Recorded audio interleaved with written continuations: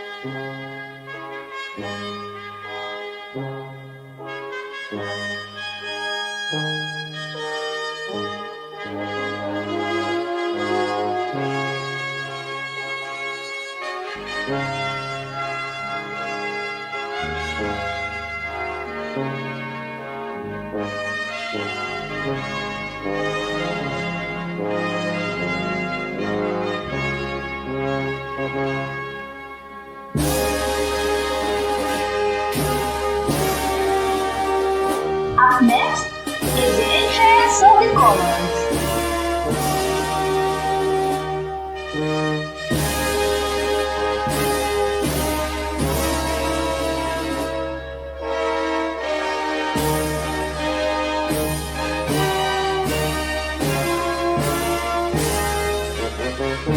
Requesting everyone to pay respect as we all witness and sing our national anthem, and it is to be followed by the doxology and subuhin through multimedia.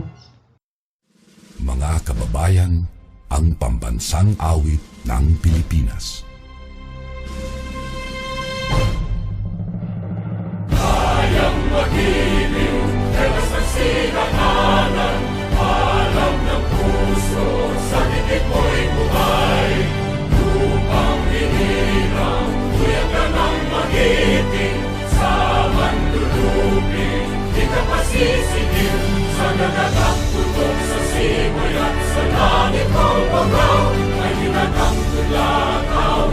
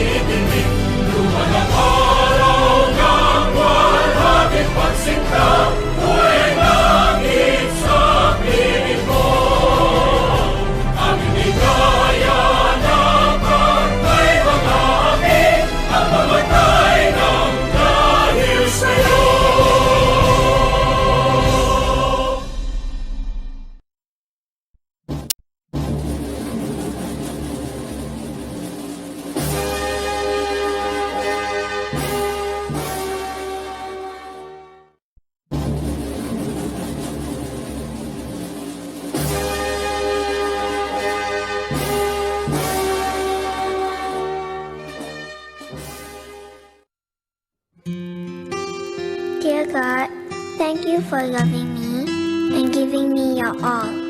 When I grow up, I will still be serving you. I want to know you more. I want to love you more. I'll never forget you, Lord. In Jesus' name, amen.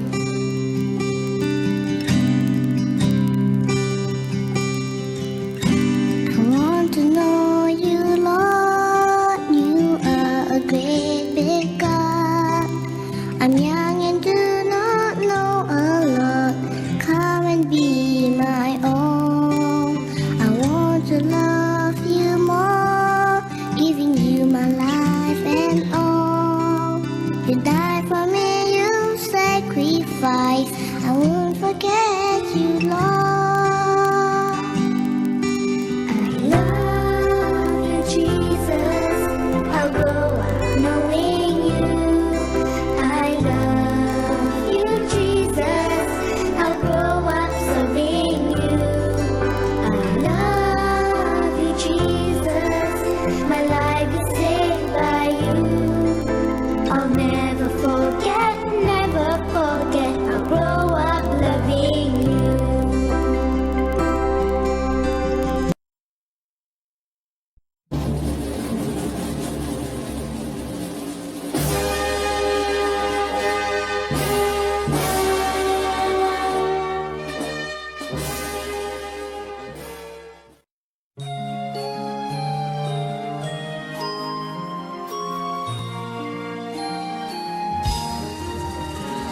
Subuhan ang kapuputan sa habagatan, kinapusuran, lalawigan, sa kabisay-an,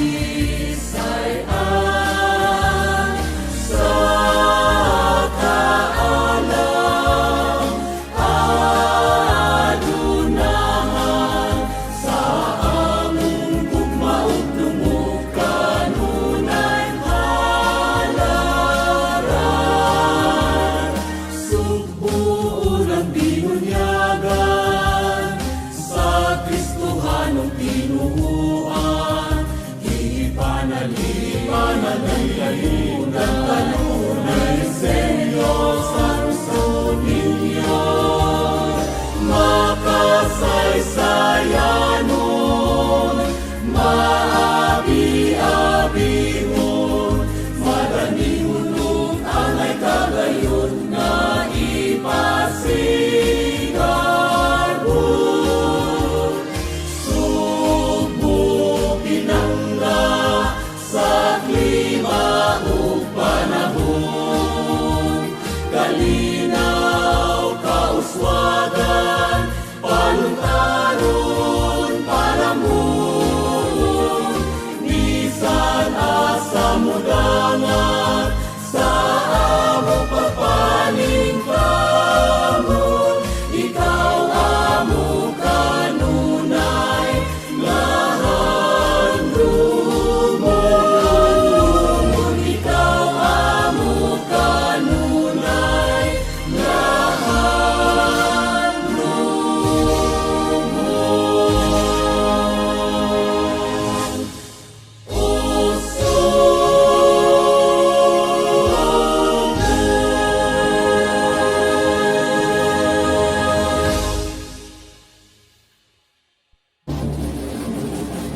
Next in line is an opening remarks by Queen Lace Arena, our Kinder IB completo.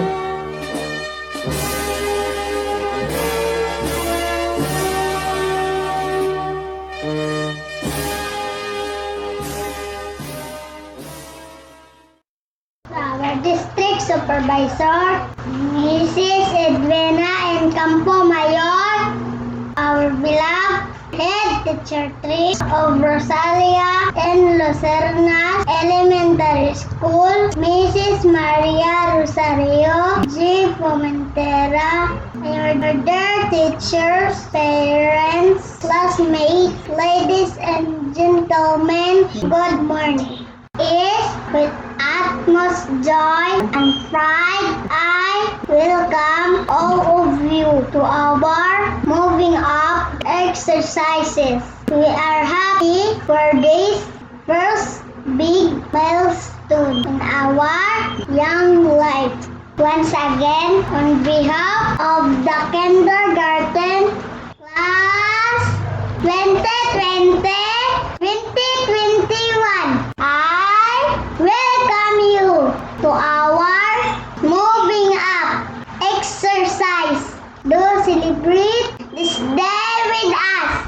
Thank you very much.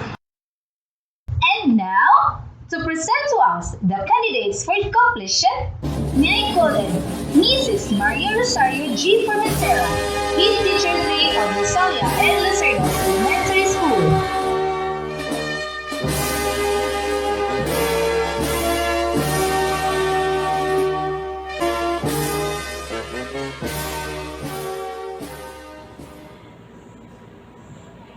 Mrs. Edwina M. Campomayor, our Public Schools District Supervisor, in my capacity as Head Teacher 3 of ROSALIA and LUCERNAS Elementary School, I have the honor to present to you 29 male,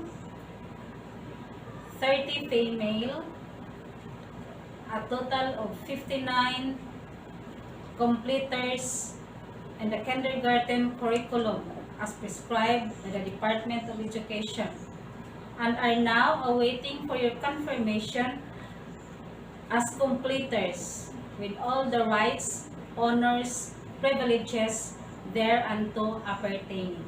Okay?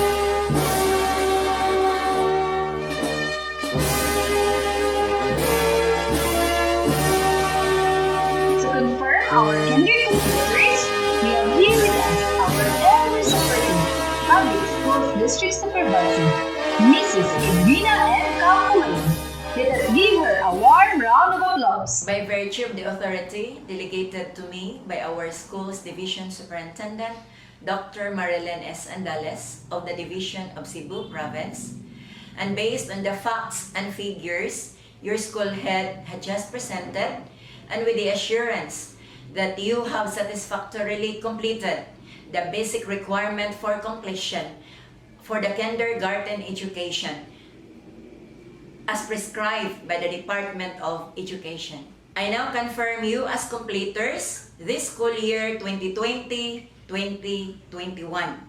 Henceforth, therefore, you are now eligible for transfer and admission to any elementary education under the Republic of the Philippines. Should it impossible for you to proceed to the elementary education, I am now turning you over to your parents so that you can be useful citizen of your community and to our country as well. Congratulations, Godspeed. And now is the most awaited part of this ceremony, the distribution of certificates of completion by our kindergarten teachers. But beforehand, let me read to you the content of the certificate. Republic of the Philippines, Department of Education, Region 7, Division of Cebu Province, District of San Francisco, ROSALIA and LUCERNAS Elementary School. This certifies that the learner has satisfactorily completed the requirements of the kindergarten curriculum as prescribed by the Department of Education and is therefore awarded this certificate. Signed in Southern Poblacion, San Francisco, Cebu, Philippines on the 10th day of July 2021. I have the honor to present to you the Kinder Ivy and Kinder Iris advisors. First, may I call in the advisor of Kindergarten Iris Completer, Mrs. Jenny J. Nudalo.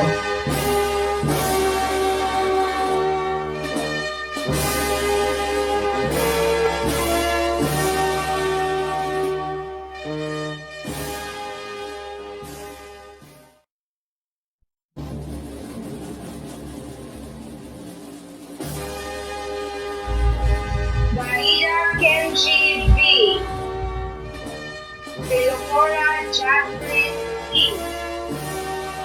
Kaga Miles.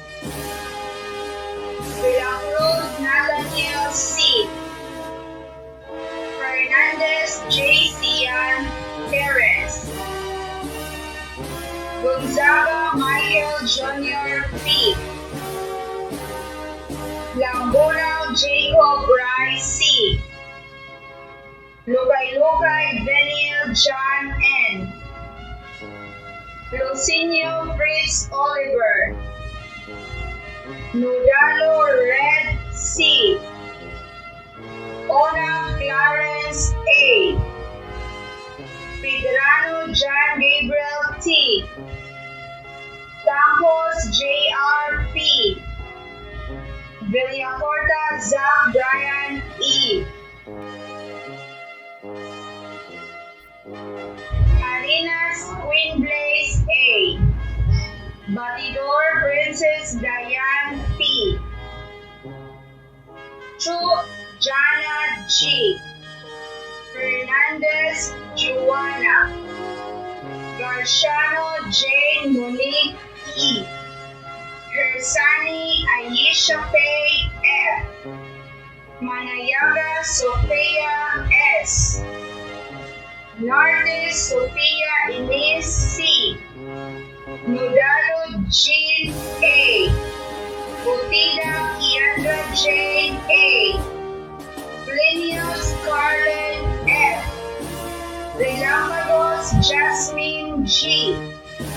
Relambagos Princess J. C. Campos Princess Anne S. Julia Gonzalo Christine Avery L. Next in line is for our Kinder IB completers. Advisor, Mrs. Leah A. Rabi.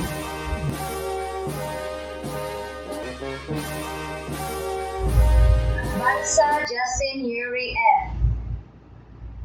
Barida Binisar P. Caballes Janry Jr. W. Cañete Noah Jake C. Casilio Jude Anthony N. Donkey John Carl A. Formentera Stanley D. Gonzaga Cian Charles O. Nardi Vince Slaughter. Nodalo Dominic Ian A. Nodalo Daniel J. D. Otida Randy Jr. M. Plaza Vic Michael L. Relampagos Ryan J. N. Tampos Ethan Benjimar F. Arenas Thea May F. Arenas Andrea Janelle D. Ayag Giselle Ann N. Bohol Christy Jean M. Buliag Ira B. Caballes Eunice W. Kulilihan Princess Cyril C. Estera Athena N. Fernandez Rigalen N. Huey Gisrael N. Lukay Lukay Gia F. Makilan Jairesh N. Nodalo Mary Grace G. Peligro Elsie E. Ugay Lovely Rose G.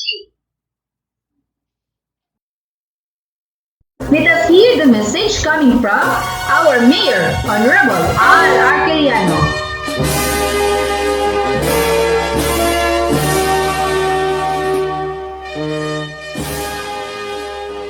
To the learners and parents, salute, you made it. Nakalahutay gyud sa paghatod ug kuha sa mga modules. To our school heads and teachers, you deserve an applause for the extra effort and initiatives, for the love and service. Dako na kong handong nga dili gyud ninyo makalimtan ang mga pagtulunan gikan sa inyong tulungan ug ilabi na sa mga maayong hiyas isip usa ka sa Franciscanon. To our kindergarten and grade 6 pupils who completed their academic requirements, and to our grade 10 and grade 12 learners who are now ready to face another chapter of their life, congratulations. Completers and graduates of batch 2020-2021, my salute and congratulations to all of you.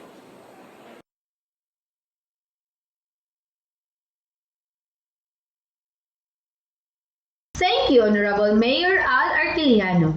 Next, another message coming from our school's division superintendent, no other than Dr. Marilyn S. Andales.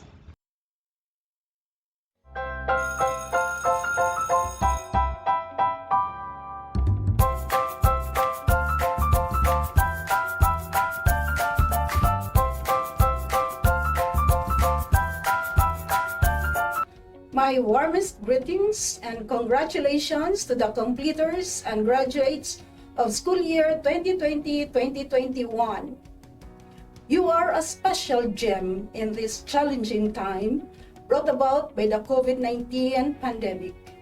You surpassed the test of time by being flexible in embracing the different learning modalities just to acquire the necessary knowledge, skills, and attitude, which apparently prepare you to be globally competitive and productive citizens. Indeed, we are a living witness to the undying support of your parents, relatives, and friends who stood by you to provide you with the needed moral, emotional, and financial support. To you, our beloved administrators and teachers, I am expressing my deepest appreciation for your resilience at this historic time. You stand out amid crisis. Your dedication and commitment to public service is worthy of emulation by the next generation of leaders and educators. Remain focused and be more innovative and sturdier as you face the more challenging situations ahead.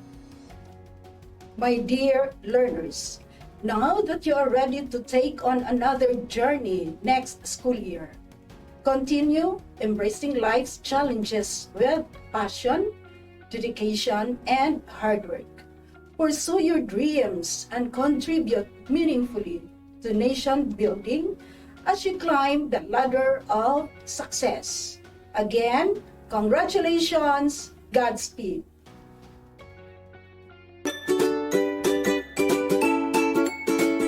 At this point, let us lend our ears for a message coming from Dr. Celestiano T. Jimenez.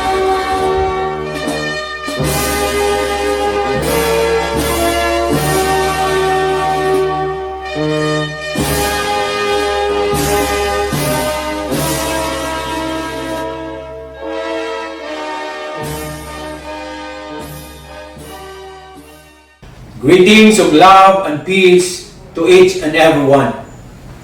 School year 2020-2021 has been the most challenging year in education.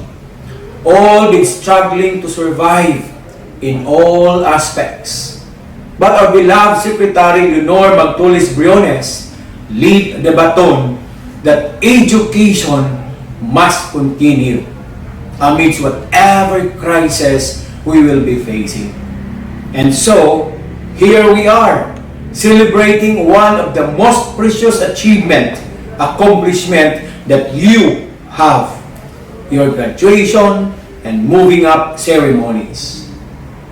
It is one fleeting sense of pride and joy to be able to celebrate with all of you for your victory, bravery, resilience, perseverance, and commitment that push you to experience what we have today.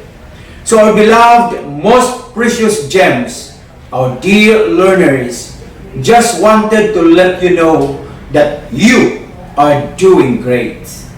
It is not easy to be learners with all the pressures in today's world. The more in these trying times due to pandemic. How you hurdle your lessons remotely through distance learning of varied modalities, the fear and scare of the virus due to negative publicity, and many more. But you survive and victorious. So, don't lose your heart if you find things difficult. Today, the world is so tested. It is a high time that you put all your learnings into action. Never be a bystander watching as the world takes a paradigm shift. Take the wheel.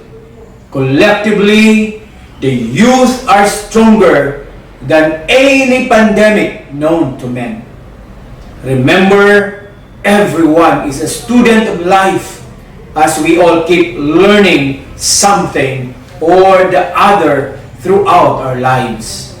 So, keep the faith and believe in yourselves. Work hard and work smart too. And with the right focus and determination, you will see that goals are not impossible to achieve. Just have a clear plan, and whatever detours come your way, don't be afraid. Face them with conviction that those are part of the pitfalls where we cannot evade. So be strong and let your education and learnings with God be your shield. And don't forget to thank the most honest persons in your life. Those who can say and tell you exactly what you are doing, either good or bad. Those who guide you sincerely to the path where you want to walk on. Who always with you in times of your successes and downfalls. They are your parents, teachers, relatives, and best friend. So learners, congratulations, you hit the mark on your timeline. To all the parents and guardians out there, your contribution towards the realization of the once dreams of your children is so great. Sustain it, and you will see and harvest the fruits of it sooner than later. So thank you for partnering with DepEd through your children's education. So to all of you, congratulations. To the school, I know how you struggle also, especially that the world was shocked of what happened and nobody was prepared. There were so many hows and whys, but you are able to navigate it until reaching its destination. So whatever is the experience and hardships, what is more important is the outcome of what you have done. That's why my salute to you. To our teachers, school heads, supervisors, and non-teaching personnel, you did a great job, worthy of emulation. I am proud of you. To the SDOs, I am so happy of what your division accomplished for school year 2020-2021. Your efforts doesn't go to vain. Now it comes into fruition. So to all, kudos. To everyone, always have the smile in you. See miracles in life every day, and you will be filled with positivity in thoughts and actions. Congratulations once again. Keep safe, and God bless everyone. It is our great pleasure to hear a message coming from our Secretary of Education, Honorable Leonor Magtones Briones.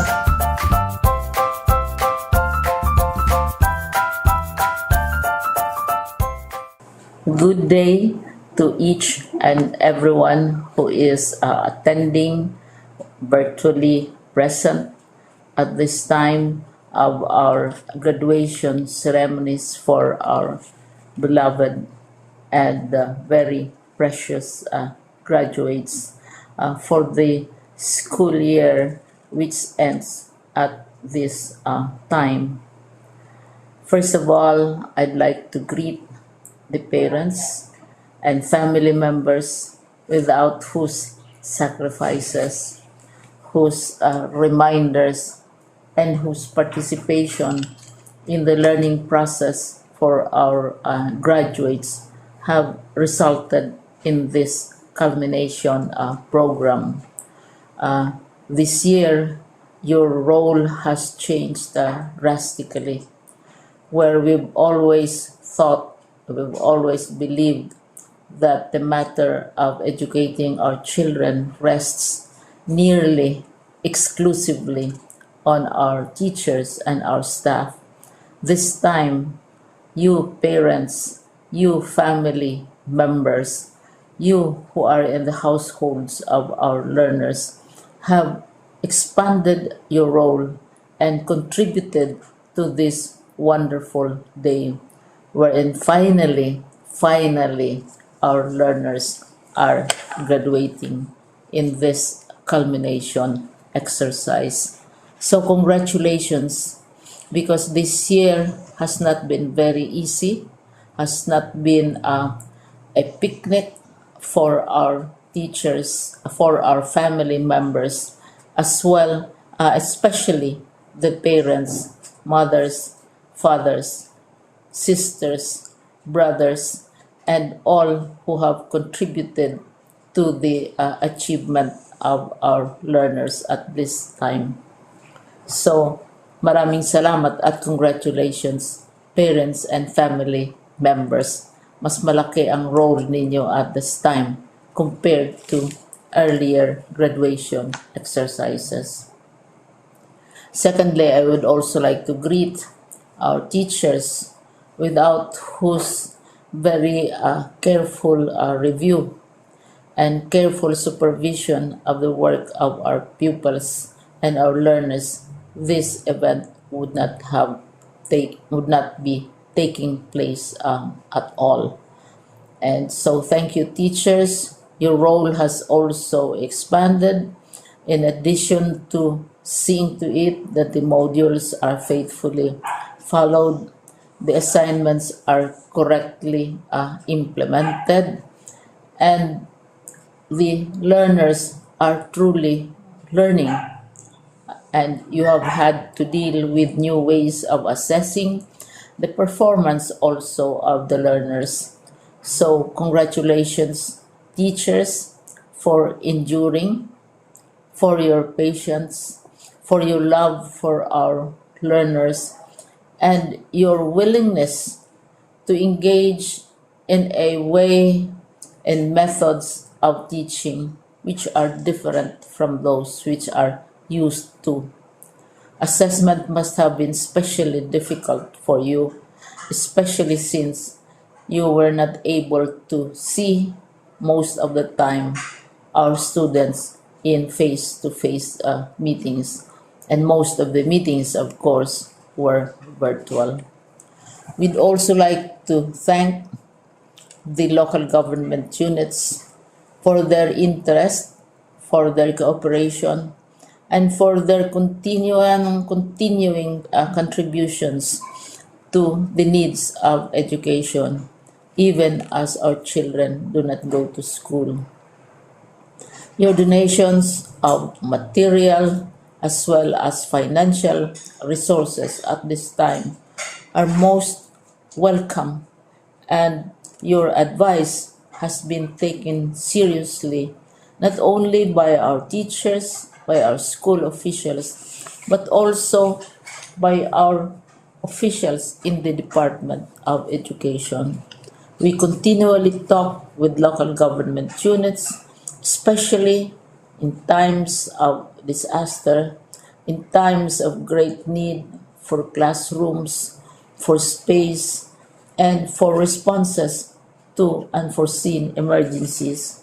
Thank you, local government units. But of course, most of the congratulatory greetings fall on the deserving graduate. Each and every one of you is truly special. You are different from the other graduates who have passed through the portals of your school. You went to school practically without seeing your teachers, if at all. You went to school with your parents, your mothers, and your fathers hovering over your shoulders and seeing to it that you are able to complete your assignments.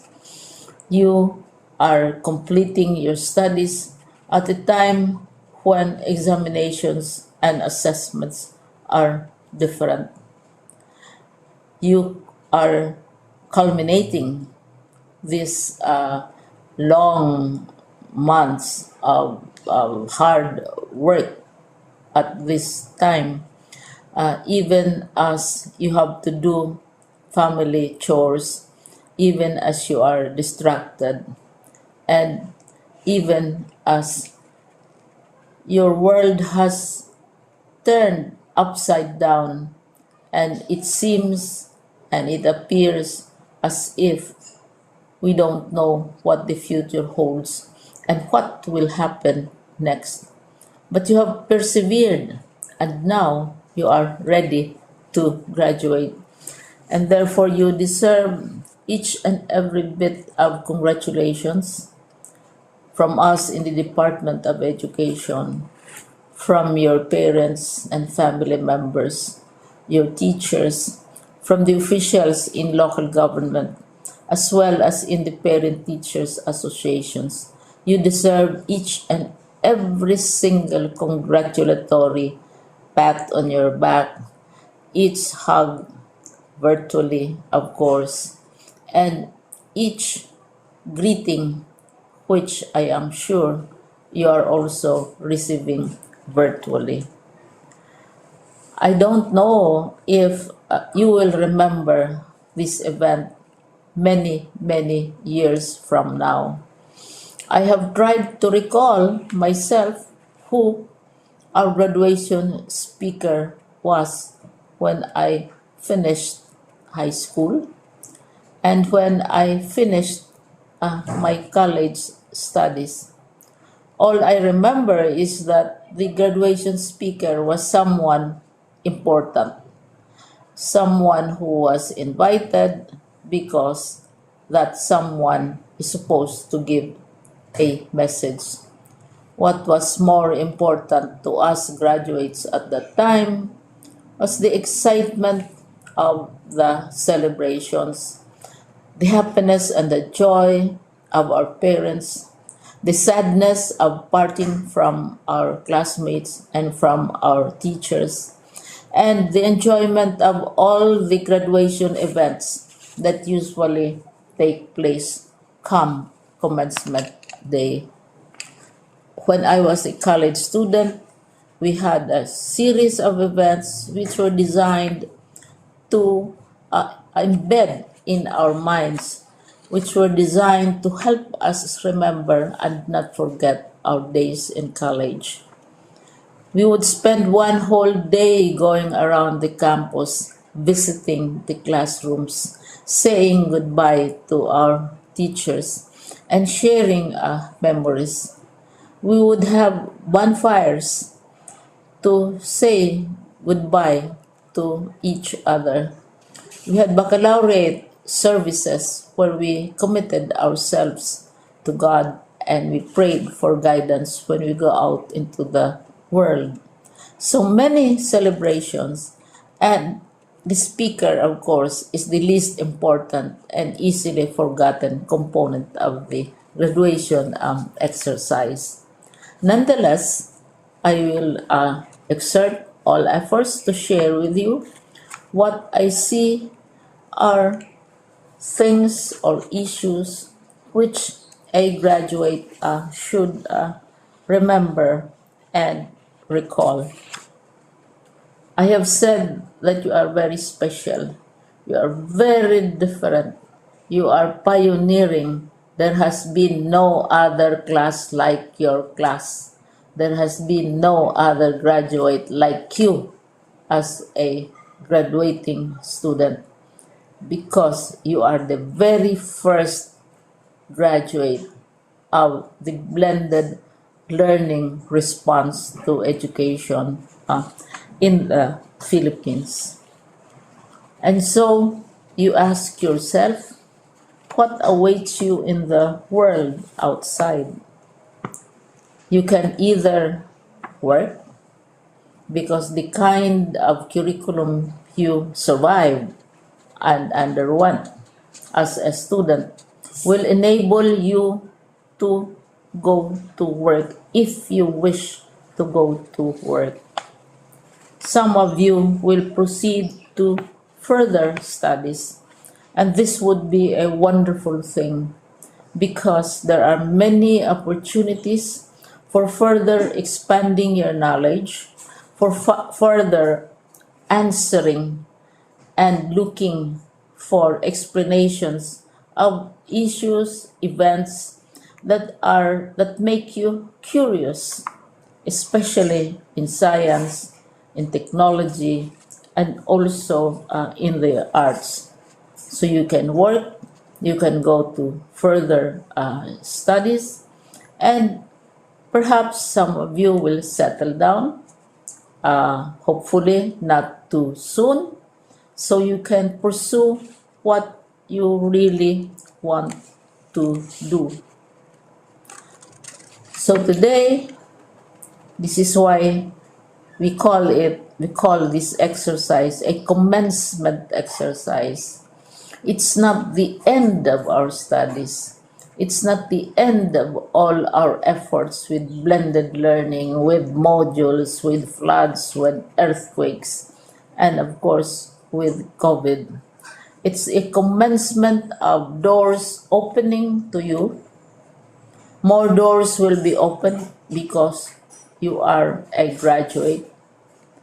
You can work, you can proceed for further studies, you can help your parents, and you can perhaps look for opportunities to do what you have always wanted to do, whether at work, whether at advanced studies, whether at learning more in science and technology, in mathematics, and in the arts. All of these opportunities are available to you. More doors are being opened. I hope you will select the door which arouses your curiosity, the door which will help you know more about this world, and the door which will allow you to contribute to the development of our country and contribute whatever we can to solve our problems and our challenges. Congratulations once more to each and every one of you. Congratulations to you, parents and family members. Congratulations to you, teachers. When I was chair of the board of Silliman University, each time we had graduation ceremonies during the baccalaureate and during commencement itself, I would cry. I would cry because you are sending out into the world a new batch of graduates, and we want to be sure that what is awaiting them is appropriate. We want to be sure that they are ready for what awaits them when they select which door to open. And so we tell you, go out to the world, do whatever you want to do. God be with you, and be sure, be assured that all of us love each and every one of you. Congratulations.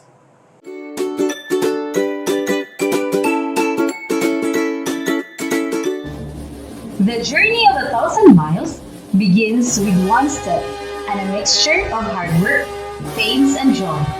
Life is a journey with problems to solve and lessons to learn, but most of all, experiences to enjoy.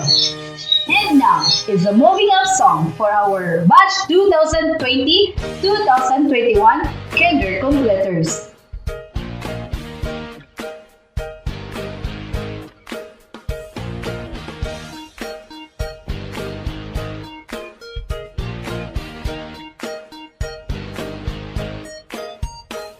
The future's looking good to me.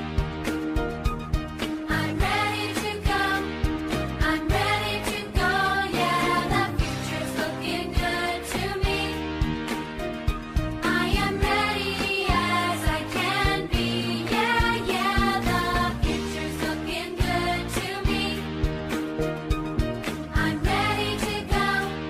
I'm ready to go. Yeah, the future's looking good to me. I am ready as I can be. I can be. I'm ready to go.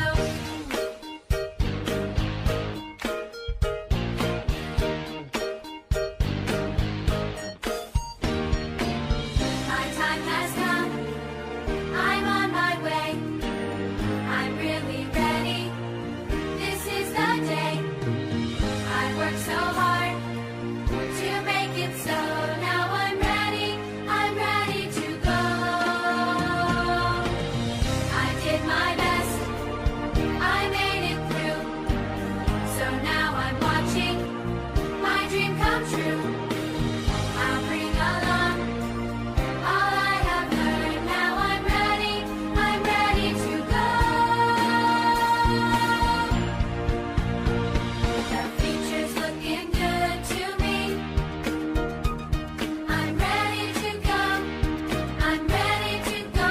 Yeah, the future's looking good to me. I am ready as I can be. Yeah, yeah, the future's looking good to me. I'm ready to go. I'm ready to go. Yeah, the future's looking good to me. I am ready as I can be. I can be. I'm ready to go.